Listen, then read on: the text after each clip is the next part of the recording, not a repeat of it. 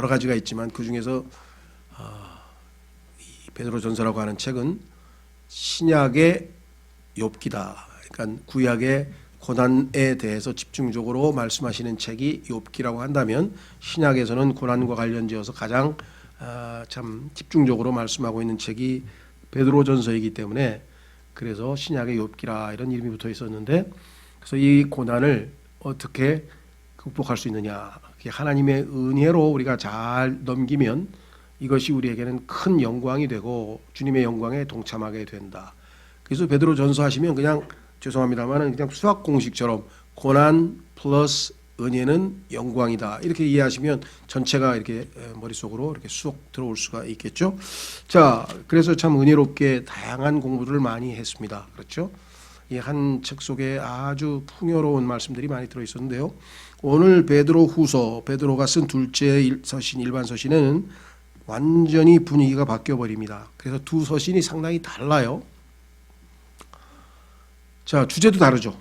이 베드로후서는요, 마지막 때, 특히 마지막 때에 거짓 교사들, 사람들을 빗나가게 만드는 이 거짓 교사들에 대해서 조심을 해야 된다. 거기에 성숙하지 않으면, 우리가 영적으로 잘 성장해서 스스로를 방어할 수 있는 능력이 없으면 이러한 거짓 교사들에게 속아 넘어갈 수가 있다. 그러니 조심하라라고 하는 일종의 경고고, 그 다음에 이제껏 여러분들에게 많이 하나님의 말씀을 선포했는데 그 말씀을 잘 기억하라. 그래서 이 기억이라는 단어가 반복해서 나옵니다. 기억이라는 단어가 여기 반복해서 나오고, 두 번째는 지식이라는 또 키워드가 있어요. 지식. 알아야지 정확하게 자기를 방어할 거 아니에요. 그렇죠? 성경적으로 지식이 없으면 무슨 말을 해도 이게 맞는가? 이게 맞나? 틀리나? 뭐 이렇게 되죠. 그래서 이 지식이라고 하는, 올바른 지식이라고 하는 것이 얼마나 중요한가. 구약 시대에도 하나님께서 내 백성이 지식이 부족해서 망하는도다. 근데 이 지식은 단순히 정보를 얘기하는 건 아닙니다. 오늘날 지식 얻으려면 인터넷 두드리면 뭐 다 온갖 정보가 다 들어있는데 그것이 아니라 그것을 충분히 소화해내서 내 것으로 만드는 것 뿐만 아니라 성경에서 말씀하는 지식은 궁극적으로 그 지식이 예수 그리스도와 무슨 관계가 있는가, 즉 예수 그리스도에 관한 지식이 될 때 성경에서 말씀하시는 진정한 의미에서의 지식이 되는 거겠죠.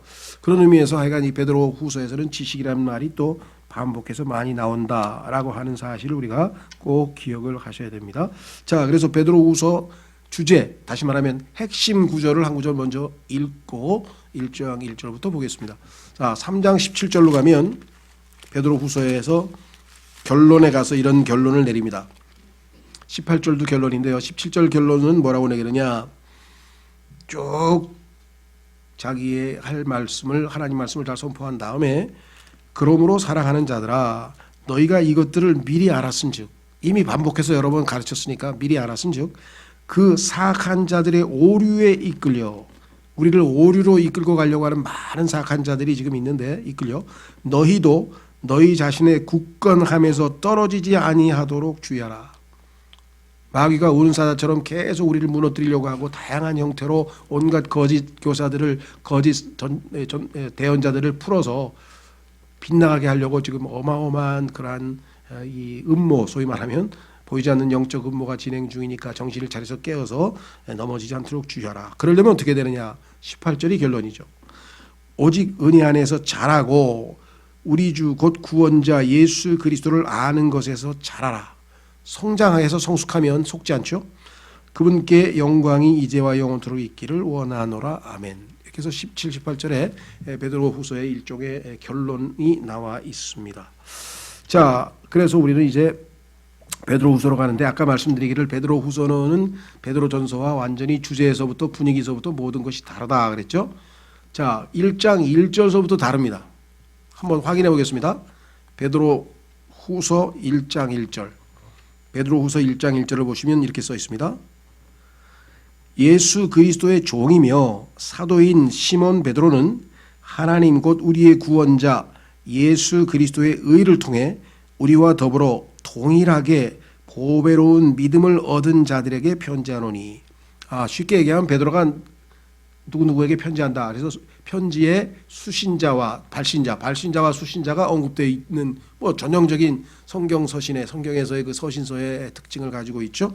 그런데 베드로 전서에서는 베드로가 어떻게 자기를 소개했는가 한번 보겠습니다. 여기서는 지금 예수 그리스도의 종이라는 사실을 맨 처음에 내세웠고 그 다음에 사도라고 했고 자신의 옛 사람 즉 아담으로부터 물려받은 성품을 지녔을 때 가지고 있던 옛 이름 옛날 이름 시몬이라고 하는 이름도 사용을 했습니다. 시몬 베드로라고 했죠. 자, 베드로 전서에서는 뭐라 했나 보세요. 확인해 보겠습니다. 베드로 전서에 보니까 이렇게 써 있네요. 예수 그리스도의 사도 베드로는 군더더기 없이 종 그다음에 시몬 다 빼고 상당히 지금 권위를 갖춘 사도의 입장에서 그렇죠. 나는 누구냐? 예수 그리스도의 사도다. 나는 예수 그리스도의 사도 베드로다. 그래서 흩어진 나그네들에게 내 편지 쓴다. 이렇게 하면서 상당히 어떻게 보면 권위가 담긴 이런 표현을 썼는데 베드로가 어느 정도 성숙을 해보니 아 내가 사도라고 하는 권위를 내세우기 전에 예수 그리스도의 종이구나. 내가 예수님을 섬기는 종이구나 라고 하는 사실을 다시 한번 인식을 했고 두 번째 내가 비록 거듭나서 예수님께서 내 이름을 시몬에서 베드로로 바꿔줘서 내가 지금 베드로 돌 그렇죠? 돌처럼 예수님이 산 돌인 것처럼 나도 살아있는 돌처럼 이렇게 돌이라고 하는 이름으로 바꿨지만 그 전에 내가 예수님 믿기 전에 아담의 본성을 지니고 살았던 옛사람 나의 모습이 아직도 여전히 나에게 남아있구나. 그것이 시몬이에요. 시몬이라고 하는 단어의 의미는 이 모래예요. 모래. 근데 모래는 뭐냐면 움직이는 왜 파도가 한번 오면은 모래가 쭉 밀려갔다가 그다음에 또 쫙 왔다 갔다 하는 그러한 모래라고 하는 이름이 시몬이에요. 그러니까 그와 같이 흔들리는 원래 시몬이었는데 예수님께서 자신을 반석 위에 올려놓으셔서 예수님이라고 하는 반석 위에 올려놓으셔서 돌처럼 확고부동하게 믿음을 주셨지만 여전히 나는 옛날 시몬처럼 행동할 때가 많고 여전히 나는 이 사도이기 전에 주님을 섬기는 종이다. 그래서 어떤 성경에 보면 이것을 노예라고 번역한 성경이 있어요. 헬라어 단어는 노예라고 하는 의미가 물론 있습니다. 그런데 노예라고 하는 것은 아시다시피 주인에 의해서 수동적으로 움직이잖아요. 자발적으로 뭘 움직이는 게 아니잖아요. 그래서 노예는 항상 뭐예요? 시키는 대로만 하잖아요. 그런데 여기서 serve라고 말, servant로 종이란 말은 오늘날 서비스, 봉사, 섬김 이런 뜻이 있어요. 그러니까 우리말로는 종이라고 하는 것도 조금 번역이 그래요. 우리나라도 종도 시키는 일만 하잖아요. servant라고 하는 단어는 서비스, 섬기는 자란 얘기예요. 그러니까 자발적으로 나서서 정말 이 주님을 섬기는 자라는 뜻에서 영어 킹제임스 성경에서는 여기서 나왔습니다. 그래서 영어의 서비스라고 하는 단어에서 나온 것이고요. 이 서비스라고 하는 말은 말씀드린 것처럼 이 서양 영어 문화권에서는 예배란 뜻입니다. 그래서 morning service 그러면 아침 예배, evening service 저녁 예배 이렇게 합니다. 왜? 우리가 모여서 하는 게 뭐예요? 주님을 섬기는 거잖아요. 그렇죠? 그런 의미에서 이 서비스라고 하는 단어에서 나온 servant라고 하는 단어가 정말 의미가 훨씬 더 우리에게 와 닿는다 그렇겠습니다. 자, 그래서 우리는 참으로 영적으로 성숙한 사람일수록 이와 같은 자기 자신을 제대로 객관적으로 인식한다. 주관적인 자기의에 빠져서 야, 나 누구야 뭐 이렇게 자기를 내세우지 않는다는 거죠. 대표적인 케이스가 바로 디모데 후서에 가면 나옵니다. 자, 디모데 후서로 가보겠습니다. 디모데 전서 죄송합니다. 디모데 전서로 가보시면 이렇게 얘기를 했습니다.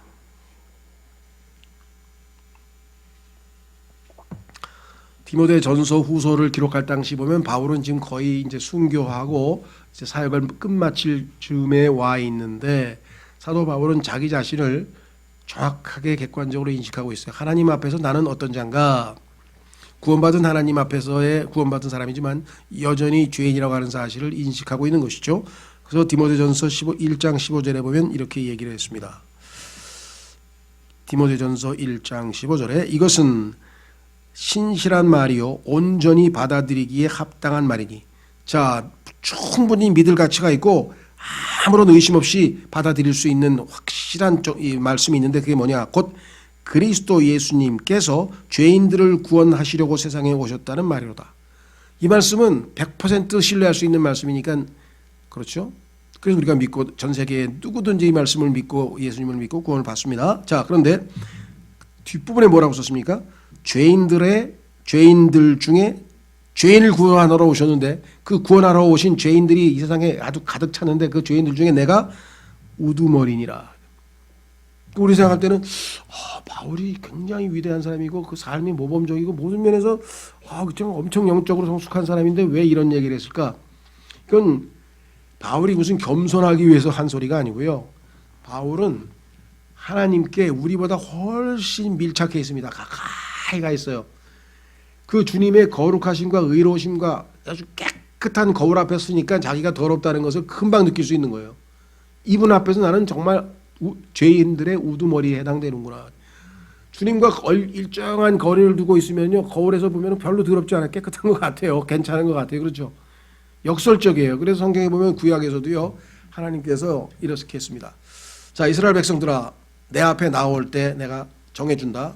제일 바깥에 금을 하나 걸어라. 요 금은 짐승이 넘으면 안 돼. 백성들도, 짐승하고 백성들은 여기까지. 그 다음에 장로들은 여기까지. 그 다음에 맨 마지막에 하나님하고 제일 근접한 거리에 모세하고 여호수아. 너희들은 왜? 그만큼 하나님을 잘 아는 사람들이기 때문에 금을 하나님이 허락지 않은데 넘어오면 바로 즉사하게 죽도록 그렇게 하나님이 거룩하심과 의로우심이 어미한 거죠. 자, 그런 의미에서 봤을 때 사도 바울은 정말, 그러니까 베드로도 역시 아니나 다를까 똑같은 얘기를 하잖아요. 내가 주님을 더욱 깊이 알아가고 더 성장하고 이제 주님을 만날 때가 되니 내가 보니 여전히 나는 주님의 사도이기 전에 종이구나. 나는 거듭나기 전에 시몬의 모습이 여전히 남아있구나. 나의 옛사람이 여전히 남아있구나. 그렇죠. 사도 바울도 로마서 7장에서 얘기를 했었잖아요. 내 안에 곧 내 안에 죄가 거하고 있다는 것을 내가 안다 라고 고백을 하고 있다는 것을 우리가 알 수 있죠. 자, 그래서 우리는 베드로 후서에 참 첫 번째가 다르다고 했는데 이 자기를 소개하는 것서부터 다르죠. 그렇죠? 자, 그래서 베드로 전서에서는 사도, 은혜, 고난 막 이런 게 나오는데 베드로 후서에서는 두 성품, 예를 들면 지금 얘기한 것처럼 종. 자, 시몬은 어떻게 했어요? 시몬은 옛사람이니까 거짓 교사가 와서 속이면 잘못하면 쉽게 속아 넘어가겠죠. 영적으로 확고하지가 않으니까. 그래서 자기는 미혹도 쉽게 당할 수 있는 그런 나약한 사람이다. 그럼에도 불구하고 확고부동하게 믿음을 주님께 두고 너희들은 이렇게 미혹되지 말라 하고 지금 책망과 경고를 하는 장면이 여기에 나와 있죠. 자, 그래서 거듭났어도 오류에 빠질 수 있다라고 하는 사실을 지금 이야기를 했고, 자기가 오류에 빠졌던 사건이 여러분 잘 아시는 것처럼 갈라디아서 2장에 기록돼 있어요.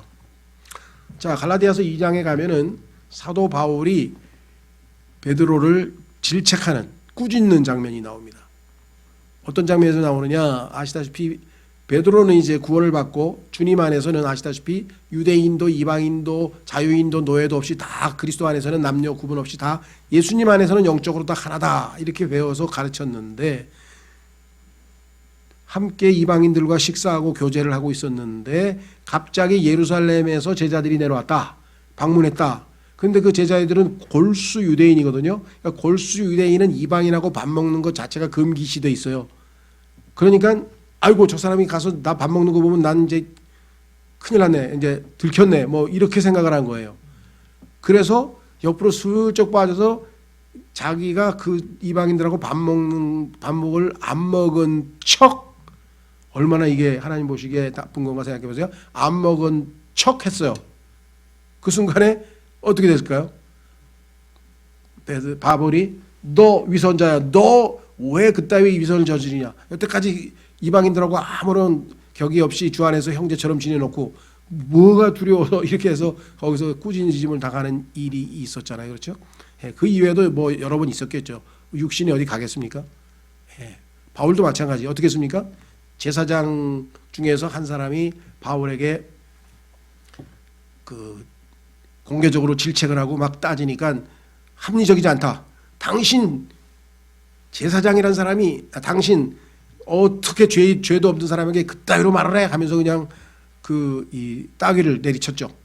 그랬더니 거기 있던 사람들이 너 성경의 율법에 제사장은 공경하라고 그랬는데 네가 제사장을 쳤어 하고 막 싸움이 붙어가지고 바울이 아이고 나 그 사람 제사장인 줄 몰랐다. 아이고 내가 율법을 어겼으니까 잘못했다고 그냥 즉시로 인정하는 장면이 또 사도행전에 나오죠.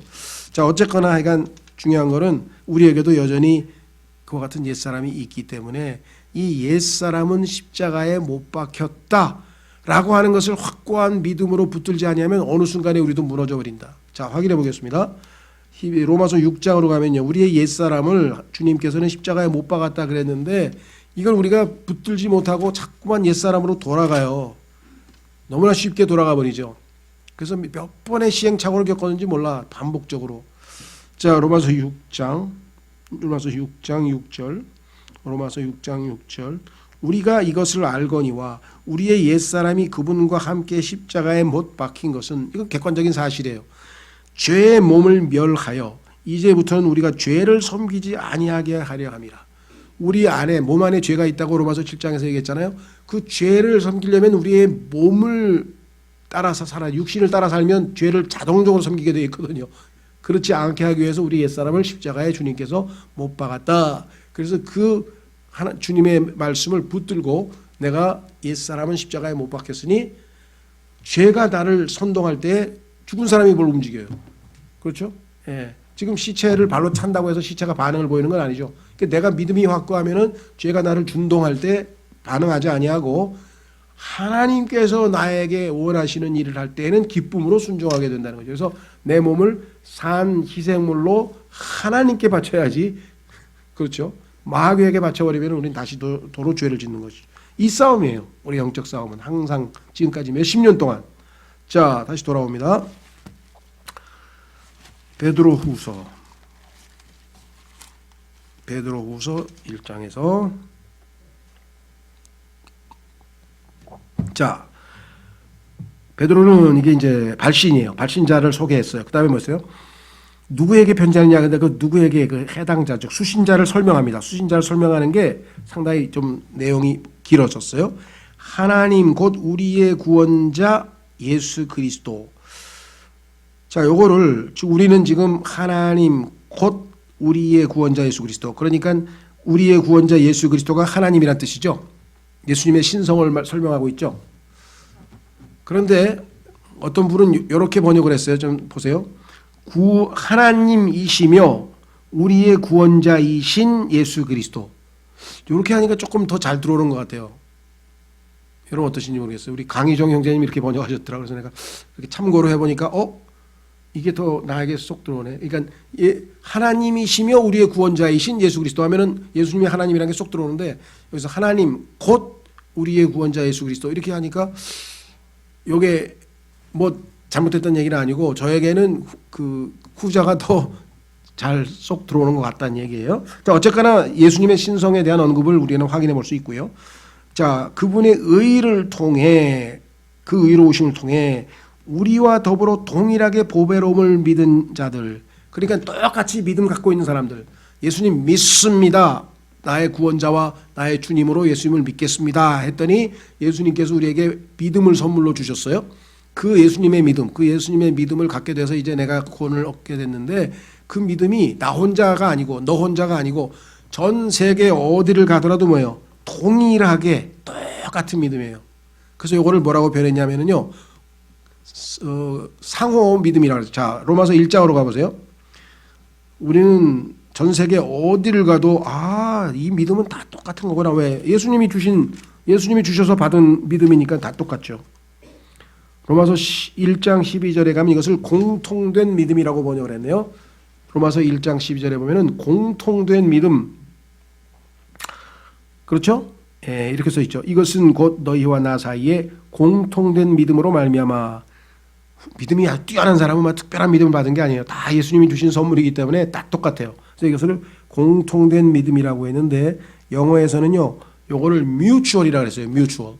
뒤에 가면은 공통된 구원 할 때는 common이란 말을 써요. common, C-O-M-M-O-N, common salvation. 그때 공통된 구원, 똑같은 구원이라 이거죠. 누구든지. 그런데 여기는 사실은 mutual 하면은 상호예요. 상호, 주거, 그렇죠? 서로 같은 믿음이라는 뜻인데 이거를 번역하기가 길잖아요. 서로 믿음할 수도 없고 이거 막. 그래서 일단은 영어로는 조금 차이가 다 있지만 공통된 믿음이라는 용어를 썼습니다. 우리는 어쨌거나 같은 믿음이라는 뜻이에요. 그래서 여기서는 동일하게라고 하는 그 부사로 썼네요. 자, 베드로후서 1장에 동일하게 어떤 믿음이냐? 동일한 믿음인데 그 믿음이 얼마나 가치가 있는지 보물과 같다. 이 보물처럼 가치가 있는 믿음이다. 그래서 이것을 보배로운 믿음이라는 용어를 썼어요. 보배로운. 똑같이 예수님이 우리에게 주신 믿음은 보배로운 믿음이다. 그 보배로운 믿음을 뭐 인정 안 할 사람은 여기 없으시겠죠. 얻은 자들에게 편지하노니. 자, 그래서 우리에게 이걸 선물로 주셨습니다. 자, 에베소서 2장 8절로 가면 구원은 우리에게 믿음은 예수님, 자, 우리말로는 똑같아요. 믿습니다 했더니 믿음을 주셨어. 근데 영어로는 하나는 believe라는 동사고 하나는 faith라고 하는 명사예요. 내가 예수님을 believe 했더니 예수님께서 faith를 선물로 주셨다는 얘기예요. 에베소서 2장 8절. 에베소서 2장 8절.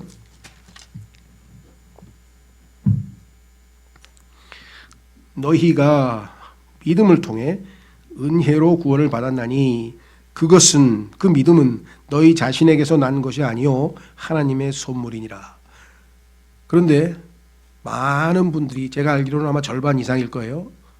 한 7, 80%의 그리스도인들이 그것을 구원으로 해석하시는 분들이 계세요. 그게 문법적으로 영어로도 가능하대요. 그런데 사실은 여기서 구원이라고 하는 단어는 영어로 보면 명사가 아니에요. 자, 여러분들 대명사라고 하는 것을 명사를 받을 때 대명사라고 그러잖아요. 그러면 앞에 나와 있는 어떤 명사를 똑같이 명사를 반복해서 쓸 필요가 없으니까 대명사를 썼을 거 아니에요. 그런데 여기서 구원은 명사가 아니고 동사로 나와 있거든요. 따라서 여기서 그것은 믿음이라고 하는 명사를 받지 구원받았다고 하는 동사를 받지는 못한다는 거죠. 문법적으로. 그러나 영어에서도 이것을 구원이라고 해석해도 크게 문제는 안 된다는 게 문법학자들이더라고요. 그러나 원칙적으로는 명사를 받아야 되기 때문에 믿음이다. 그래서 여기서 지금 믿음은 하나님이 우리에게 주시는 선물이다라고 성경에 분명하게 나와 있다는 것. 자, 그래서 믿음을 얻었죠? 주셨으니까 이제 받았잖아요. 자, 그래서 성경에서 뭐라 그랬어요? 갈라디아서 2장 20절. 갈라디아서 2장 20절. 그래서 킹제임 성경이 아주 정확한 이유가 바로 여기입니다. 갈라디아서 2장 20절 보면은요, 다른 성경들은 뭐라고 번역했는가 보세요. 갈라디아서 2장 20절. 갈라디아서 2장 20절에 보시면 내가 그리스도와 함께 십자가에 못 박혀 있으나 그럼에도 불구하고 사노라. 그러나 내가 아니요 그리스도께서 내 안에 사시느니라. 나는 지금 내가 육체 안에 사는 삶을 나를 사랑하사 나를 위해 자신을 주신 하나님의 아들의 믿음으로 사노라. 하나님의 아들께서 내게 주신 믿음을 하나님의 아들의 믿음이라 그랬죠.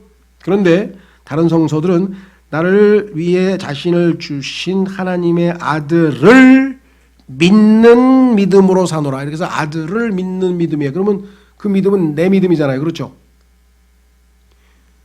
틀린 건 아니죠. 내가 예수님을 믿었으니까.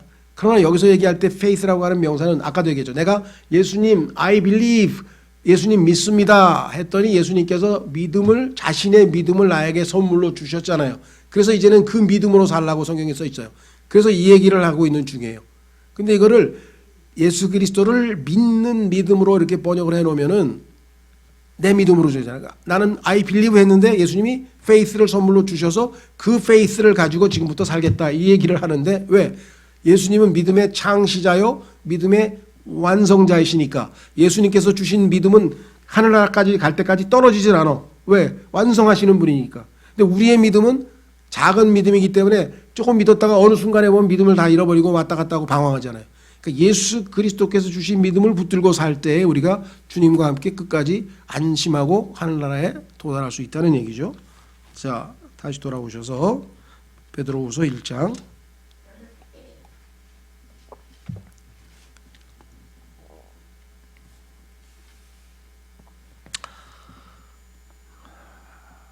자, 2절. 하나님과 예수 우리 주를 아는 것을 통해 그렇죠? 은혜와 평강이 너에게 더욱 많이 있기를 원하노라. 은혜와 평강. 그렇죠? 여기다 하나 또 뭐 들어갈까요? 나중에 보면은 은혜와 평강 그다음에 하나 또 뭐가 있죠? 예. 사도 바울이 디모데전서, 디모데후서, 디도서라고 하는 요 교회 생활 서신에서는요, 은혜와 평강이라고 하는 인사 대신에 하나 더 집어넣었어요. 보면 긍휼이에요. 긍휼. 왜 다른 서신에는 다 똑같이 은혜와 평강이라고 인사를 하다가 갑자기 교회 생활 서신할 때 긍휼이라는 말을 썼을까요? 물론 답이 있는 건 아니에요. 그런데 묵상을 해보면 납득은 돼요. 그게 무슨 소리냐? 여러분도 지금까지 교회 생활 하시면서 교회 생활이야말로 내가 충만하고 성숙한 모습으로 성령 충만하고 할 때는 교회 생활이 즐겁고 기쁘고 행복하지만, 그렇지 못할 때에는 얼마나 힘들고 어려운 게 교회 생활인가를 한번 돌이켜본다고 한다면은, 하나님께서 왜 교회 생활에서는 하나님이 불쌍히 여기시는 긍휼이 필요한가 한번 좀 생각해 보시면 좋을 것 같아요. 저는 그렇게 공감이 가요. 은혜와 평강이 있을지어다. 개인적으로 살 때는 은혜와 평강만 있으면 될 것 같아요. 그런데 교회 생활에서 정말 이 여러 가지 어려운 마음을 많이 겪고 막 마음의 상처도 입고 막 이렇게 되면 하나님께서 불쌍히 여기셔서 하나님이 주시는 동정심으로 위로받지 않고는 이겨낼 수 없는 그런 상황이 발생을 하더라는 거죠. 자, 그래서 하여간 뭐 그 얘기는 여기서 핵심은 아니고요. 우리는 베드로가 인사할 때는 은혜와 평강인데, 그것을 알 수 있는 방법은 어떤 걸 통했냐면 하나님과 우리 예수 우리 주를 아는 것을 통해, 하나님이 어떠하신 분이심을 알면 알수록 뭐예요? 우리에게 은혜가 임하고 하나님이 어떠하신 분인가를 알면 알수록 우리에게 뭐가 있습니까? 평강이 있죠. 하나님이 온 우주에서 제일 센 분이야. 그런데 그분이 나의 아버지야. 그럼 뭐 마음 편하지 뭐. 누가 날 죽여 그럼 뭐 극단적으로 날 죽여도 뭐야. 나는 죽어도 하늘나라로 가잖아. 죽어도 이익이라고 성경에 써 있잖아. 그러니까 하나님 아버지가 어떠하신 분임을 제대로 알면 두려움도 없어지고, 그 다음에 뭐예요? 하나님은 얼마나 은혜를 많이 주시는지, 은혜 위에 은혜를 더한다. 은혜를 대체하는 은혜를 더하시는 분이시다. 그렇죠? 예수님께서 나타나실 때부터 하나님의 은혜로 나타났다고 성경에 써 있죠. 하나님의 은혜가 어느 날 갑자기 나타났어. 2000년 전에. 그래서 이 땅에 임해서 우리에게 계속 은혜를 공급해 주고 계신다라고 얘기를 분명하게 했습니다. 그래서 자, 그다음에 이제 하나님과 예수 우리 주를 아는 것을 통해, 자, 요게 이제 중요한 거예요. 안다. 성경에서 이 안다는 단어는 엄청나게 우리가 생각하는 것보다는 깊이가 있습니다. 예를 들면 뭐 너 미국의 수도 알아? 아니 워싱턴 DC 아니야. 이런 거 아는 게 아니야. 이런 거를 얘기하는 게 아니야. 성경에서 안다고 하는 얘기는, 그러면 너 빌 게이츠 알아? 알지. 그 사람 그 유명한 사람 아니야. 뭐 컴퓨터 만들고 뭐 마이크로소프트 회장 아니야? 이거 아는 거, 그거 얘기하는 게 아니에요. 성경에서는. 예수 그리스도 알아? 알지. 그 기독교 창시자 아니야? 그런 거 아니고, 예수님을 만나서 밥도 먹고 그분이 어떠하신 분이 실제로 만나서 사교받느냐, 이런 뜻이에요. 이해가 되세요? 그래서 성경에서는 안다를 뭐라고 번역했냐? 남자와 여자가 동침한 것을 안다라고 성경에 써놨어요. 확인해 보세요. 창세기 4장. 창세기 4장. 어떤 성경은 이것을 의역을 해서 동침을 했다고 아예 번역을 그렇게 해버린 성경도 있어. 그러나 사실은 그럴 필요 없어요. 안다라고 하는 의미가 그렇게 깊이 안다. 창세기 4장 1절에 아담이 자기 아내 이브를 알매 그녀가 수태하여 가인을 낳고 이르되, 얼마나 친하게 알았으면은 수태해서 아기까지 낳았을까요? 그러니까 예수 그리스도를 정말 이 정도로 알면 성령의 열매가 맺히는 거예요. 왜 여기서 열매가 나오듯이, 자식이 열매로 나오듯이 성령의 열매가 나와야 돼. 근데 예수님을 너무 잘 모르니까, 아주 피상적으로 아니까 그냥 조금 그냥 흉내만 내다 말게 되잖아요. 그렇죠? 그래서 성경에서 이 안다는 단어가 보통 심각하게 중요한 단어가 아니라는 거예요. 그래서 여기 보니까요, 예수님을 알면 은혜와 평강이 우리에게 넘치고도 넘치고도 넘친다는 거예요. 하나님 말 제대로만 알면. 이해가 되시죠? 자, 그 다음에 이제 두 번째가 중요합니다. 그건 뭐냐면, 여기에 보시면 그 안다고 하는 게 명사로 되어 있어요. 영어에는. 자, 영어에는 뭐라고 되어 있냐면 the knowledge of God. 하나님에 관한 지식, 하나님에 관해서 어떤 분인가를 우리가 안다. 이게 첫 번째고요. 두 번째, 하나님이 소유하고 계신 지식, 하나님의 지식. 그 두 가지 번역이 가능하죠. 두 번째 의미로 생각하면 하나님께서는 온 우주 만물을 창조하신 분이니까 얼마나 지식이 많겠어요. 대한민국에 석박사학위 논문 다 합치고 온 세계에 있는 석박사학위 논문 다 합쳐도 그분들에게서 물질, 우리가 아는 이 물질의 근원, 물질이 무엇이냐 근데 답을 못해요. 물리학자들의 최대 고민은 뭐냐? 물질이란 무엇인가? What is the matter? 물질을 몰라. 물질을 정의를 못 내려. 눈에 보이는 이 물질이 있는데 이 물질이 정의를 못 내려. 그냥 다만 물질을 깊이 파고 들어가니까 원자가 나오고 원자를 탁 막 파고 들었더니 전자가 나오고, 그러니까 분자, 원자, 전자, 그다음에 전자핵 뭐 그다음에 그 안에 또 무슨 미립자 뭐 근데 파고 들어도 현미경이 발달되면 안 끝나는 거야. 그러니까 뭐야 나중에 물질이 뭔지는 아직은 잘 모른다. 그렇게 된 거예요.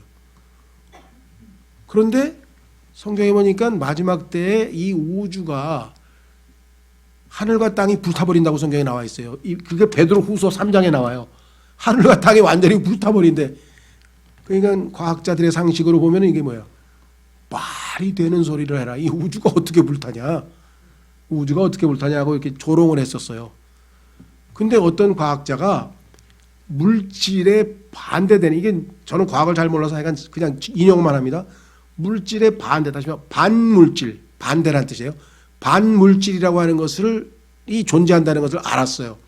그래서 그 반물질과 물질이 촉매에 의해서 폭발하면 우주가 불타버릴 수 있다. 이게 과학적 이론으로 성경의 한 얘기는 과학적으로 가능한 얘기다. 이렇게 스스로 자기들끼리 결론을 내렸어요. 처음에는 비웃다가. 왜? 반물질이 발견됐으니까. 그러니까 참 우리의 지식은요, 하나님의 지식, 하나님께서만 유일하게 죄를 어떻게 이기는지 알 수 있고, 하나님께서는 모든 인간의 마음속에 무슨 생각을 하고 있는지 다 알고 있고, 그렇죠? 어마어마한 광대한 지식, 특히 우리의 영적 생활에 있어서 정말 이 고난을 어떻게 헤쳐나갈까, 그 지식도 하나님만 알고 계세요. 모든 지식이 다 예수님께 들어가 있어. 그죠? 확인해 보겠습니다. 골로새서 1장. 그러니까 하나님을 아는 지식뿐만 아니라 하나님이 가지고 계신 지식도 한번 생각해 보라는 거예요. 엄청난 얘기예요, 이게 지금. 골로새서 1장. 골로새서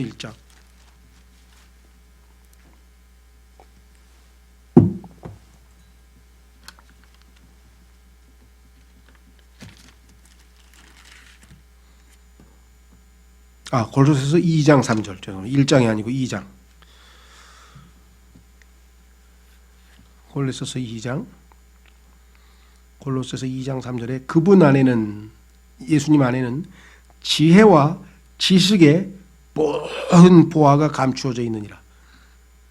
과학적 지식, 학문적, 사회과학적 지식, 인문학적 지식, 경제학적 지식, 예술적 지식, 모든 지식이 다 그분에게 다 있어요. 무엇이 아름다움인가? 예수님께 물어봐야 돼요. 무엇이 올바른 건가? 예수님께 물어봐야 돼요. 무엇이 물질인가? 예수님께 물어봐요. 하늘은 어디 있는가? 예수님께 물어봐야 돼요. 지옥은 어디 있는가? 예수님께 물어봐야 돼요. 인간은 선한가 착한가, 선한가 악한가? 예수님께 물어봐야 돼요. 인간이 죽으면 어떻게 되는가? 예수님께 물어봐야 돼요. 이게 다 하나님의 지식이에요. 그 지식을 우리가 지금 수없이, 지금 물론 오성경 공부 지금 중단됐지만 또 성경 공부하고, 오늘도 성경 공부하고. 왜? 그 지식은 무궁무진하기 때문에 영원토록 공부하고. 여러분 어떠세요? 하늘나라 가면 거의 90%가 성경 공부예요. 하늘나라. 이건 제가 지어낸 얘기입니다. 왜? 너무 모르니까 배울 게 너무 많아. 뭘 아는 게 있어야지. 그렇죠? 아니 왜 저 꽃은 꼭 이파리가 떨어진다고 나면은, 아니 꽃이 떨어지고 나면 꼭 열매가 나올까? 뭐 서부터 시작해가지고 막. 그러니까 정말 하나님을 알아가는 지식은 나의 한계가 있잖아요. 내가 하나님에 대해서 아는 게 얼마나 되겠어요.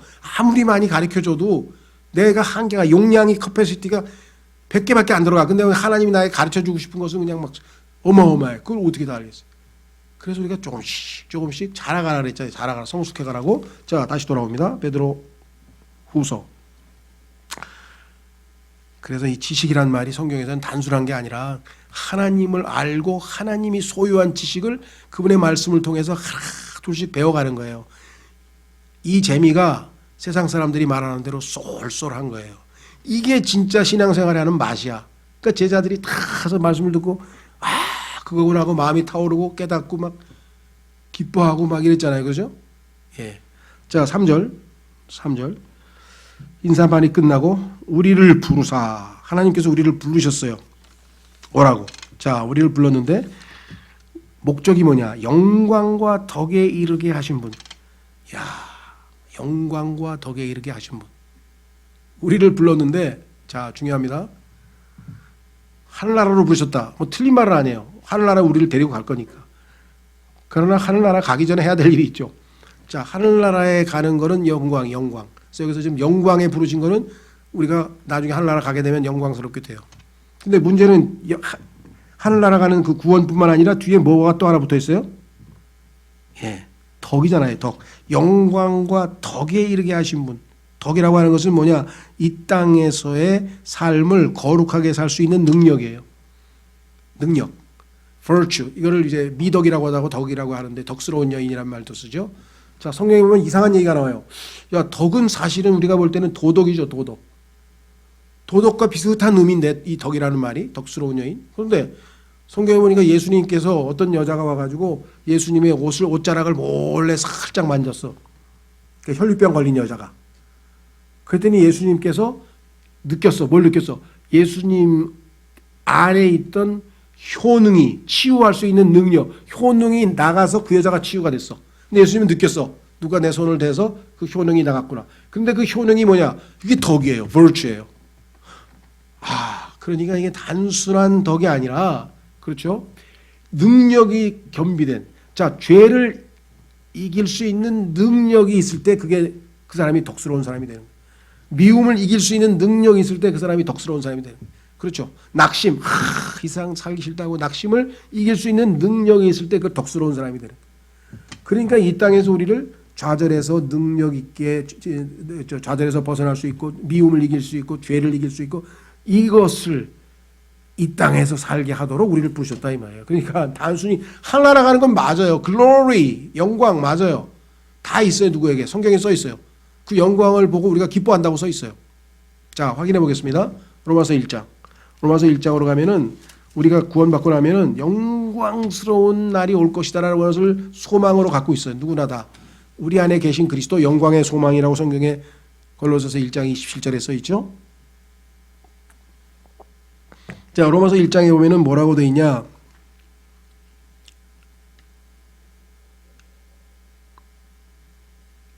네? 로마서 뭐라 그랬죠, 내가?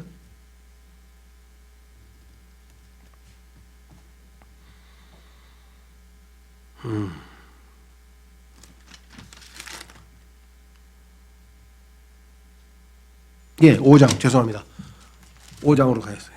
이렇게 순간적으로 또 전기가 깜빡깜빡거리듯이 이렇게 된. 예전에 우리 교회에 오셨던 어떤 분이 굉장히 과거에 똑똑했나 봐. 엄청나게 똑똑하고 기업체도 운영하고 막 사장도 하고 이런 분이 나이가 많이 들어가지고 자꾸만 이제 까먹으니까 나보고 형제님 못 쓰게 됐어요. 자기가 못 쓰게 됐다. 그 말이 지금 생각나. 이거 어디 사투리인가? 못 쓰게 됐다는 얘기가. 자, 로마서 5장에 보시면은요 이렇게 써 있네요. 보십시오. 1절 그러므로 우리가 믿음으로 의롭게 되어 우리 주 예수 그리스도를 통해 하나님과의 화평을 누리는도다. 현재 우리가 누리고 있죠. 또 우리가 그분을 통해 지금 우리가 서 있는 이 은혜 안에 믿음으로 들어감. 우리는 은혜의 왕자에 항상 믿음으로 들어가죠. 하나님의 영광의 소망을 기뻐하느니라. 이 영광의 소망은 주님이 오실 때 이루어지잖아요. 그러니까 우리의 구원받는 순간에 영광은 이미 보장이 돼 있죠. 그런데 영광뿐만 아니라 덕에 이르도록 우리를 부르셨다 그랬잖아요. 덕. 그렇죠? 자, 베드로후서 다시 갑니다. 베드로후서 5장에 가면은 바로 그 얘기가 나와요. 베드로후서 5장이 아니라 1장 5절. 베드로후서 1장 5절에 가시면 자, 베드로후서 1장 5절에 가시면 이렇게 써 있죠. 자, 이것과 더불어 열심을 다하여 자, 보세요. 너희의 믿음에 자, 예수님을 믿으면 우리는 뭐예요? 영광스러운 미래가 보장이 돼. 영광의 소망이 우리에게 보장이 되잖아요. 그런데 믿음에서 그치는 게 아니야. 그 다음에 뭐예요? 덕으로 넘어가야 돼. 이제 아까도 얘기했죠. 죄를 이길 수 있는 능력이 우리에게 주어지고 그죠? 미움을 이길 수 있는 능력이 주어지고 낙심, 나약함에서 벗어날 수 있는 능력이 주어지고 그죠? 우리의 모든 것을 다 초월할 수 있는 그러한 덕이 우리에게 제공이 되는데 이것은 과정을 통해서 이루어지는 거지 한순간에 다 주어지는 건 아니에요. 왜? 덕에 이르도록이라고 아까 얘기했죠? 여기도 마찬가지. 더하라 이거예요. 더하라. 동사는 어디가 있냐? 7절 끝부분에 있어요. 영어는 맨 앞에 나와. 영어는 동사가 맨 앞에 나오니까. add라 그러죠. add. 더하기 빼기 할 때 더하기 뺄셈 할 때 더하라 이거야. 자, 믿음? 그래서 구원 받았어. 그럼 그것이 끝이 아니야. 더해야 돼. 거기다 뭘 더해야 돼? 덕을 더해야 돼. 그래야 이 땅에서 경건하게 거룩한 삶을 살지. 그 다음에 뭐예요? 덕에다가 지식. 예수님이 어떠하신 분인지 배워나가야 돼. 그리고 예수님이 가지고 있는 노하우를 잔뜩 있어. 그거 다 배워야 돼. 그 다음에 뭐예요? 야, 어마어마하구나. 막 그냥 신앙생활이 이거 어마어마하구나. 이게 너무 흥분하면 안 돼. 그래서 절제를 해야 돼. 절제 그 다음에 들어야 돼. 참 신기하죠. 구원받고 막 할렐루야 막 그냥 막 성경 공부해가지고 막 그냥 흥분 상태에 있는 사람들은 가라앉혀야 돼. 빨리 절제를 해야 돼. 절제. 자, 그 다음에 뭐예요? 절제 다음에 인내. 왜? 고난이 기다리고 있잖아요. 우리를 비전해서 정말 예수님처럼 만들려면 많은 고난이 기다리고 있잖아요. 그렇죠? 그 당연히 인내. 그 인내를 넘어서면 조금 godly, 예수님 스타일, 하나님처럼 하나님 같은 라이프 스타일을 조금씩 배워가게 된다는 거예요. 자, 그걸 넘어서니까 그 다음에 뭐예요? 형제의 친절. 자, 여러분 어떠세요? 이게 보통 힘든 일이 아니에요. 자기 마음에 안 드는 사람에게 억지로 친절할 수는 있어요. 왜? 성경에서 가르쳤으니까. 근데 그게 아니라 예수님의 마음을 품고 내 마음에 들지 않고 불편한 사람에게 진실되게 친절할 수 있는 수준까지 가야 돼요. 예수님처럼. 예수님이 유다에게 친구요 하면서 예수님이 가룟 유다를 보고 친구요라고 부를 때 그 진정성 있는 그런 친절을 보여야 돼요. 그 다음에 뭐예요? 자기 희생적 사랑, charity, 자기의 생명을 내어주는 사랑. 그게 예수님의 사랑이자 charity잖아요. 이런 단계를 계속 주님 오실 때까지 밟아 나가라. 그 성장 과정을 여기서 지금 7단계로 설명을 했지 않습니까? 자, 다시 올라가서요. 베드로후서 맞춰야 되겠네요. 오늘 자 3절 우리를 부르사 영광과 덕에 이르게 하신 분을 아는 것을 통해 이분을 알아가자. 그분의 신성한 권능이 첫째 생명과 하나님의 성품에 속한 모든 것을 우리에게 주셨도다. 자, 생명은 예수님 믿는 순간에 바로 받죠. 왜? 탄생이니까, 출생한 거니까. 그런데 그 이후에 뭐라 그랬습니까? 경건이라 했잖아요. 하나님의 성품. 하나님의 성품은 성장해 가면서 우리에게서 조금씩 발휘가 될 거 아니에요. 아까 5절에 나와 있는 그 단계를 거쳐서 사랑까지 가려면. 그렇죠? 네. 그래서 하여간 영적 성장에 있어서 이 베드로후서 1장 앞부분은 우리에게 아주 굉장히 풍요로운 그러한 진리들을 우리에게 설명해 주고 있다 그랬습니다. 다음 시간에 계속해서 이어가도록 하고요. 오늘 주신 말씀을 통해서 주님, 저도 주님께서 구원한 참으로 성도이기는 하나 여전히 제 옛사람이 제 안에 머물러 있습니다. 저도 시몬 베드로처럼 시몬의 모습이 많이 있는데 주님께서 은혜를 베푸셔서 시몬이 아니라 베드로의 삶으로, 야곱이 아니라 이스라엘의 삶으로 하루하루 살아갈 수 있도록 믿음으로 살게 도와주십시오. 다 같이 기도하겠습니다.